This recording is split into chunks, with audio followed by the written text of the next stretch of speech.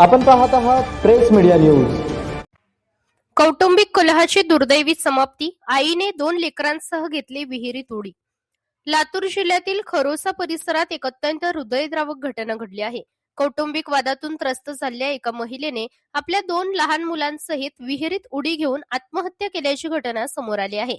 मिळालेल्या माहितीनुसार मृत महिलेचे नाव निकिता भुरे, वय वर्ष 22 असे असून तिच्यासोबत तिची 2 लहान मुले शिवानी 3 वर्षे आणि शिवांश 5 वर्षे यांचाही मृत्यू झाला आहे।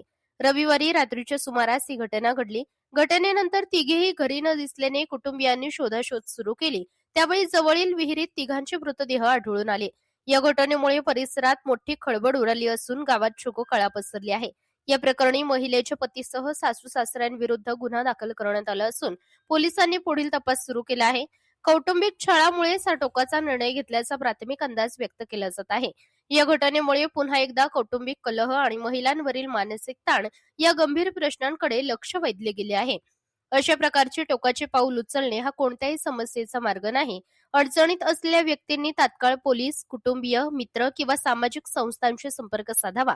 प्रेस मीडिया न्यूज सदैव जनतेच्या मदतीसाठी तत्पर आहे। कोणत्याही आपत्कालीन परिस्थितीत तात्काळ संपर्क साधा। आम्ही संबंधित प्रशासन व विभागामार्फत तुमचा प्रश्न पोहोचवून आवश्यक मदत मिळवून देण्यासाठी प्रयत्न करू।